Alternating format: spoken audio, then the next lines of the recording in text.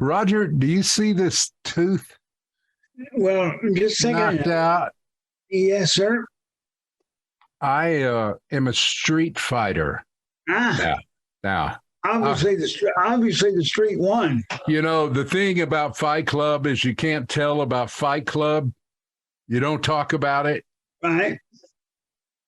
Well, I feel like maybe I should say something. No, I wouldn't. Oh, man. You might talk like Mortimer Snerd. That might give it away, but otherwise. I went round and round Friday evening with a bowl of almonds. And I actually managed to hurt myself. And the almonds won. Yeah. About the third round, probably. Oh, man. Anyway, I guess I'll be going to the dentist next week. Man, you're on top of things today. Your microphone is working. It's just like a real YouTube program. Wow. Right here. I have a lot of things to ask you about on today's show, so we're going to kick it off pretty quick. But one of the things that I want to do before I forget is some people were asking me the last few days about your singing and entertainment career and wanting to know where things are at on that. And let me tell you what I told them. I told, to the best of my knowledge, I say, let me tell you what he's doing right now. He's putting together a stage band and going to have the backup singers and the stage band and that sort of thing when you're entertaining. Well, I'll give you a little help on that. I did take an audition tape to an individual to see what they thought. Oh, wow, Roger. Yeah, and they quoted a famous movie line. It was, I believe it was Clint Eastwood, who said, "A man's got to know his limitations." And they threw it at me. Oh, Roger. So I think that career's about had it. There's no business like show business, Roger. You know no that. business, I know, right? Yeah. So, okay. Well, then I can scratch that off I think my so. list Yeah, over here. I think that one's totally dead now. Oh, it'll never be dead, Roger. It will never die, my friend. If for no other reason that I will always want to know what's going on. And hey, we got a show today. We're going to recap some stuff and talk about some things. Interestingly enough, you and I have had some conversations about computers, and the computer, actually it's software, I think is the hitch on all this sort of thing that people on some of the programs that you're on are expected to deal with. Unbelievably, it would seem that the government does not maybe have a realistic point of view on the actual reality of doing what they expect you to do. And I you have brought this up so many times behind the scenes, and we both agree, well, but let's don't bring that up yet because it's complicated, and surely they will straighten that out. But you know what? They haven't. And it affects you in a very negative way. And so I think it probably affects a lot of people in a negative way. Yeah. Okay. So I think we should set this thing off. Okay. All right. Roger Dykes, Just Sayin, folks. We'll be right back. Hello, I'm Michael Shawn, and welcome to Roger Dykes Just Sayin. Roger Dykes is a teacher and counselor with a master's degree in family counseling from Texas Tech University. He is the owner of UV Blake Records and has written a book titled Non-Persons Rolling in a Normal World. And there's a few more things. Roger was born with cerebral palsy. Now a quadriplegic, he has been confined most of his life to a wheelchair. And for a while, even enjoying a career as a stand-up or sit-down comedian and after-dinner speaker. Disabled? Yes, but you forget about that pretty quickly because Roger thrives. So here is Roger Dykes. Oh, we're back, Michael, and I am so glad. Boy, we got something to talk about today. I am not only upset, I am all but angry. I thought you had kind of an anger look on your face. Well, I don't a little get bit angry. I choose not to be angry most of the time, but you can, not you, but other people can push enough buttons that I will eventually get there, and I fairly well got there now. All right, Roger, first of all, let's say for our listeners that are viewers here on YouTube, and let's say that a quick reminder that Roger has had a remarkable time surviving a program that was basically designed and budgeted 30 and 40 years ago. It's a very hard thing now to make it work, not just because of a lack of funding. Heck, Roger, everybody's dealing with that now.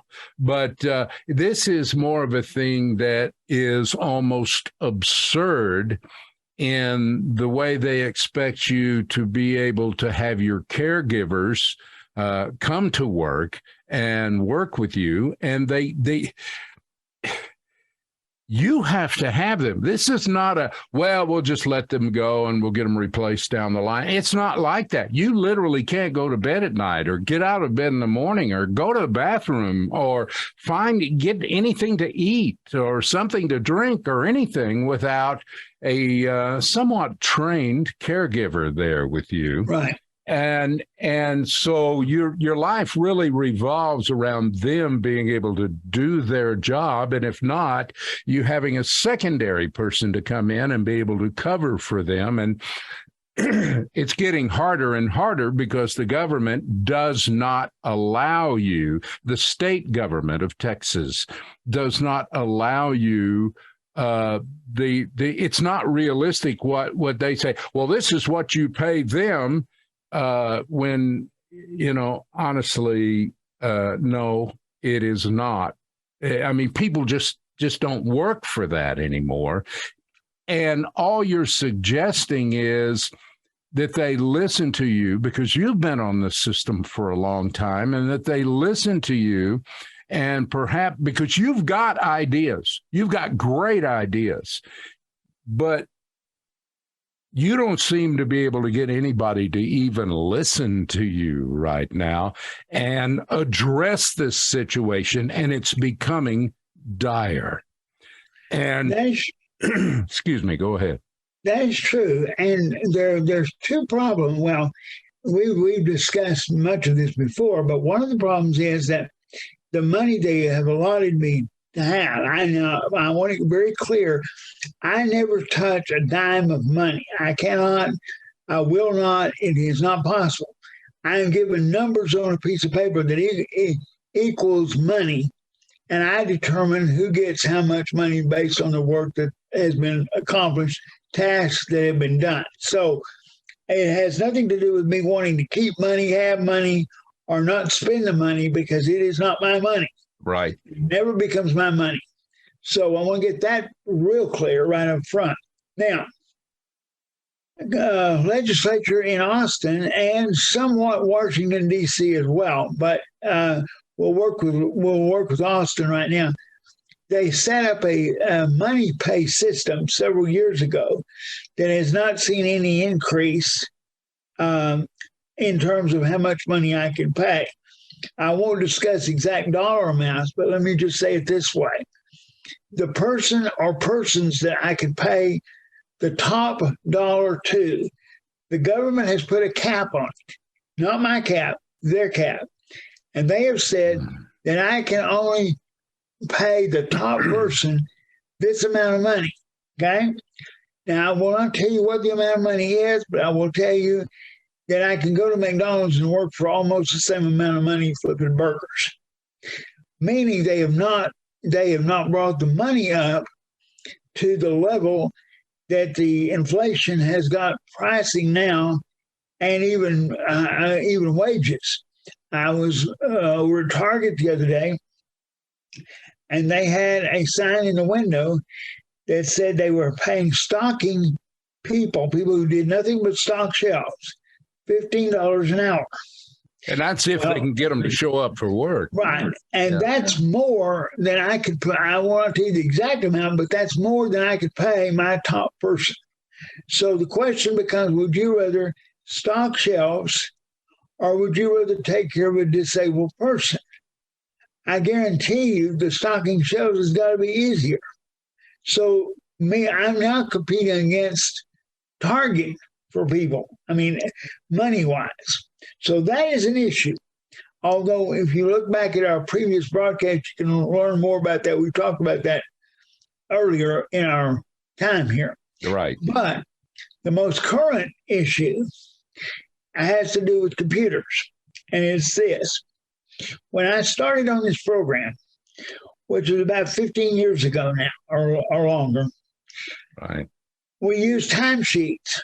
And timesheets were filled out, and after you filled it out, then you had the caregiver sign it and date it, and it was sent in, and the state then issued the money back to the caregivers. Again, I never see a dime of the money. They since have decided, in the infinite wisdom of Austin, that is not secure enough. So what they now have instituted, and it's been here for about 3 years, 2 or 3 years. We are now set up, all my caregivers are set up to punch in and punch out on a time clock basis. It's done by the telephone. It's done, do it by an app on your cell phone if you have that, or you can have a device that you use. But at any rate, the point being, it's done, you clock in and you clock out. Now, that seems simple enough, and most people would go, well, what is the big problem with that idea? Well, the major problem with the idea is, or one of the major problems is that I hired these people before there was a time clock. The time clock has been added in. When you hire people before there's a time clock, you say to them, I need some help, and how many hours can you work? And let's say they say, well, I can work 35 hours a week. You go, okay, that's what, if you don't mind, then we'll set up when you come in and when you leave, and you'll be here about 35 hours, give or take. Okay? And that's fine. There's no problem. Well, many of the people who work on this program are not professional caregivers. They're not state employees. They learn on the job, literally. They learn on the job. Yeah. Many of them are family members, okay? Not in my case, because I don't have the family members, but most of them do have family members. Most of the family members were not trained to think of going to work and checking in and checking out with the time clock. So what happens is, now, if you forget to check in or you forget to check out, in my case, I'm responsible for that. So then I go in and I have to adjust everything to be accurate with what actually took place. So I'm actually doing the timekeeping for all my employees myself. And that turns out to be the only thing that's fair for everyone involved. And then that way, everybody gets the pay they're supposed to have. Right. At the end, because I am, because the way I have it set up on the consumer program, consumer directed services, it's called, I am responsible for making sure that the time gets set correctly and that it gets sent in correctly, Right. and that they get their money correctly. I approve of all of the different times that they come in and go out, back and forth, throughout the day, throughout the week, throughout the month. Yeah. Now, that's fine. I agreed to that. I'm not backing off of it. I told them I would do it, so I will. So that's part of my job. However, over the last 2 or 3 months, my employees are coming up, and the amount of money they're getting is not the same as the timesheets that were sent in. Now, why would that be? How does that happen? Well, that's what I want, because I double checked everything, and I called the people I work with in Houston, and I said, "What is going on here?" What is going on is, according to them in Houston, we work with a computer company here in the state of Texas that it's called Vesta, and it has contracted with the state to provide the computer services for this program. So everything is done off of computer. I have a laptop here, and I run everything through it. People make the phone calls and do everything here. Then I look at the timesheets, make sure everybody got what they're supposed to have, adjust whatever needs to be adjusted, and then I approve it, and it gets approved and sent to Houston. Then Houston, the company there, also has to approve it, and then it goes to the computer people, and they do their thing, and it comes back telling the people in Houston how much money each person should receive. Okay, all right. Excuse me just a second. Let me ask you something here. All right. And then we'll pick up right here and go on. But you said it goes to the computer people, and then they do their thing. What exactly are you talking about? I am not sure what their thing is, but I know it goes to them, and then they send it back to Houston. That's called job security, when nobody knows for sure what you're doing. What anybody's doing. Okay. Yeah. Now, what has made this difficult is over the last 6 weeks or last 3 months, several pay periods, the money has not been right. The money comes into the people's bank. They have it direct deposited. Now, when you say it's not been right, you're talking about it's been short? No, it's been long and short, both. Only the government can do that, by the way. It's been short and long. Here's what happens. If it's short, the caregivers obviously are upset for good reason. They know how many hours they put in. They know, everything was supposedly done right. And they have a right to be. But their money is not there, okay? So whose fault is that? Well, Roger is the boss, right? Yes. So guess who gets blamed for it? Roger. Did Roger do anything wrong? Not necessarily. Now, I've made mistakes. I'm not about making mistakes, but these have not been my mistakes. Yeah. Now, what happens now, if you think that's bad, and it is bad, let me tell you what's worse. What happens when the money comes in too much? They overpay. Yeah. Okay, the next pay period, they're going to take the money out of that paycheck. Well, and there is some understanding of exactly. that. Right, exactly. But when you are counting on your money from week to week to week to week, and you end up with more money than you deserve, and you shouldn't have it. I know all that. But try to explain to people how they got too much money. It's not that much money. I mean, it's not thousands of dollars. Too much money. And now it might be 100 and some odd. Yeah. Or and something. next week next time we're going to take money out. Mm-hmm. And they're going, why can't you people just do it right? Why is it short and long? Why is it short and long, short and long, short and long? Why don't you do it right? Now, when I've called down there, I've talked to the computer company myself, which I shouldn't have had to do, but I did. Yeah, I don't blame you.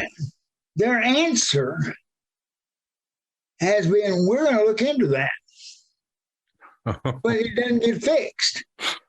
So you call Houston, where I deal with real people, and they say, "Well, Roger, we don't know because the computer's not our part, and it was a computer glitch." Now I know, and you know, computer glitches generally don't happen. Why? Because it's a mistake on somebody's part that they put the wrong information in the computer. Yeah. Now, there can be a mechanical problem, but it's unlikely.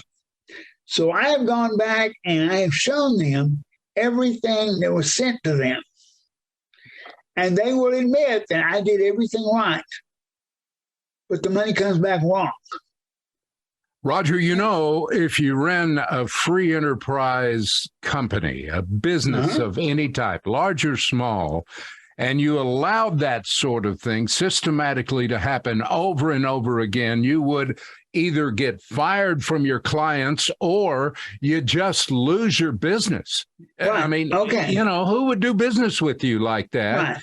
Okay, and yet it happens all the time, is what you're telling us. So when I talked to Houston about this, the answer I got was, well, if you are not happy with the way we're doing it in Houston, you could go to another company, which there are other companies in Texas I can go to. Okay? Yeah. Here's the problem. And I asked the person I was talking to, I said, okay, now you just got through telling me that you were told this is a computer glitch in the programming, right? She said, yes. Yeah.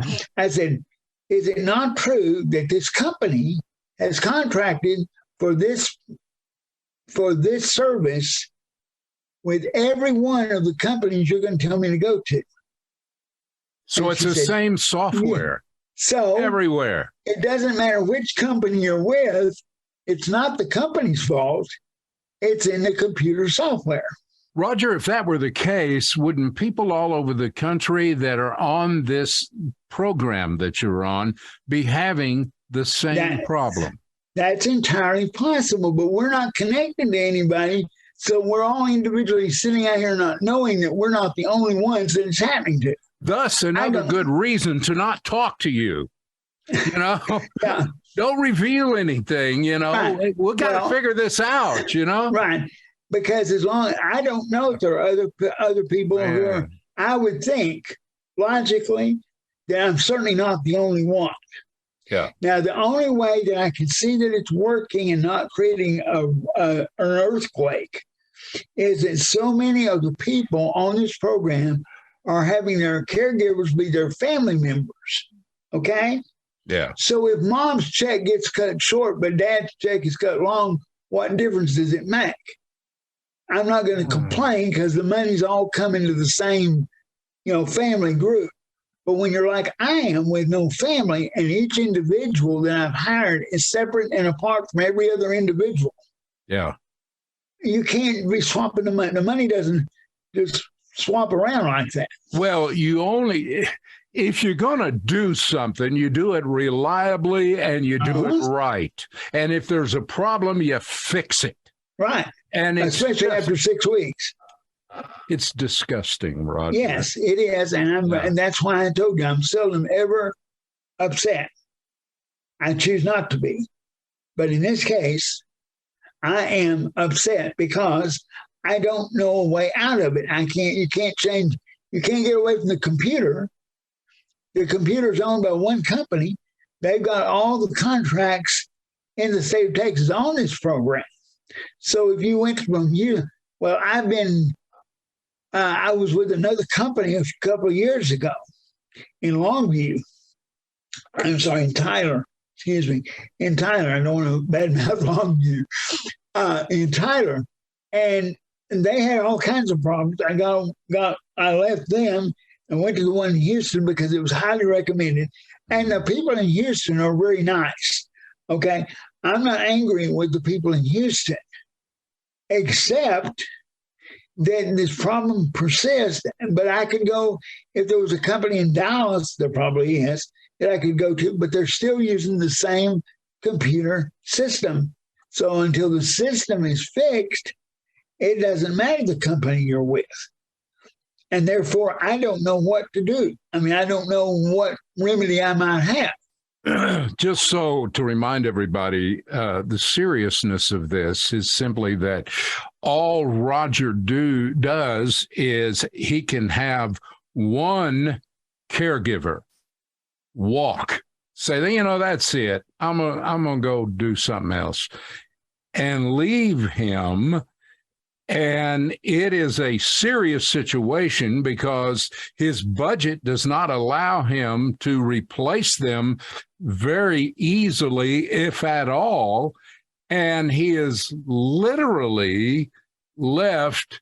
It's more than just holding the bag. It is in I'm going to say it, a dangerous situation. Well, maybe it would help our listeners and viewers to consider this. Physically, I have the capabilities of about an 18-month-old to a 2-year-old child. Yeah. Meaning I'm not walking yet.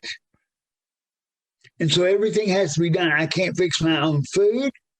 I can't bathroom. I imagine you're dealing with, if you had children,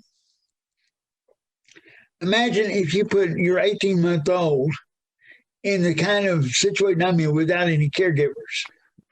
And it doesn't matter that you have a master's degree from Texas Tech University that you earned every step of. Yes. We're talking about physical capabilities. The difference is mentally I know what's wrong. Physically, I can't fix it. Yeah. So you wouldn't even leave your 18-month-old without a babysitter, okay, to go to a party and come back the same day or same night.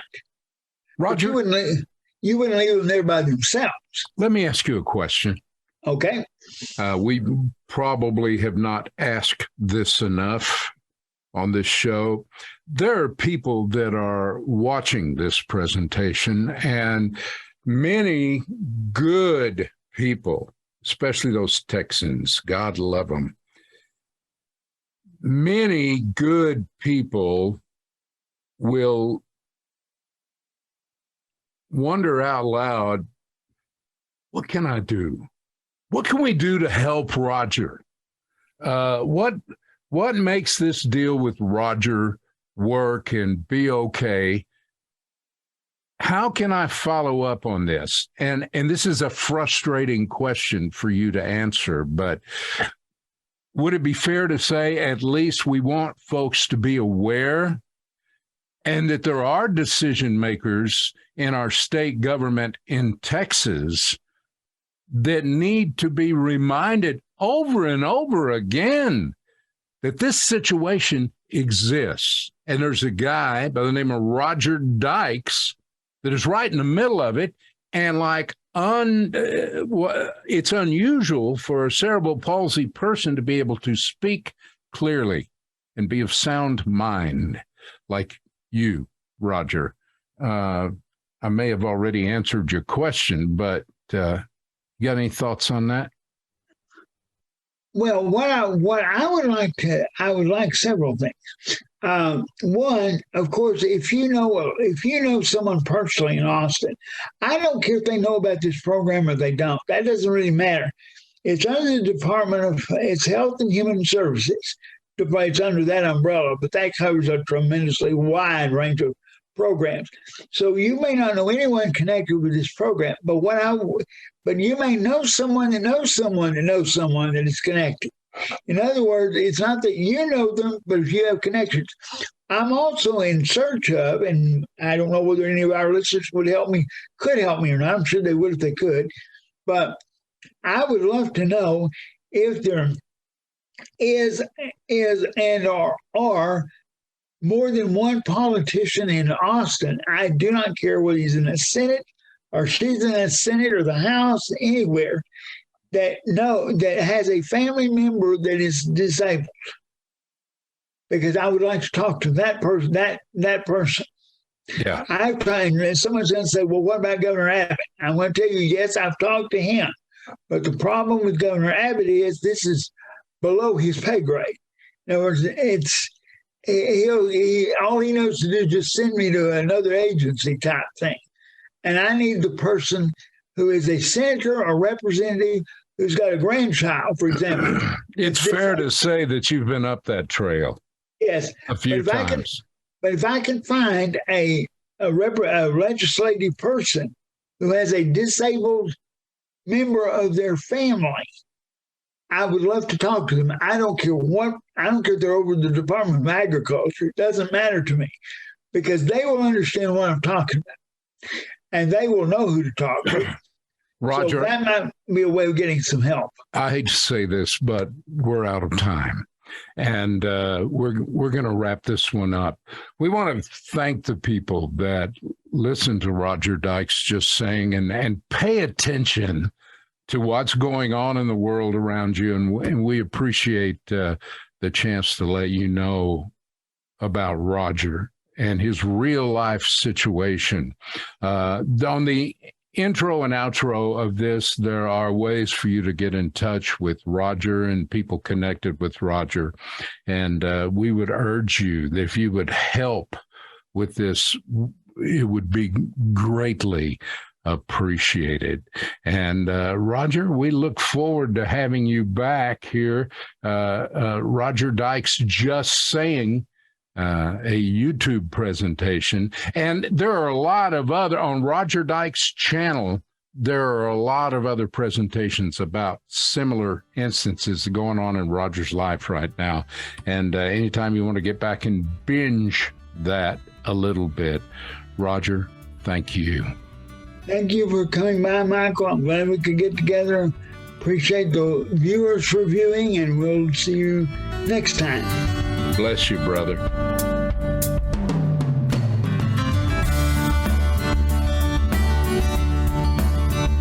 You've been listening to Roger Dykes Just Saying. If you'd like to get a message to Roger, his Facebook account is listed as Roger Dykes. Become a friend, or you can send your questions and comments to rogerdykes51@gmail.com. That's ROGERDYKES51@gmail.com. Join us next time for our next episode of Roger Dykes Just Saying. I'm Michael Shawn. On behalf of Roger Dykes, thanks for listening.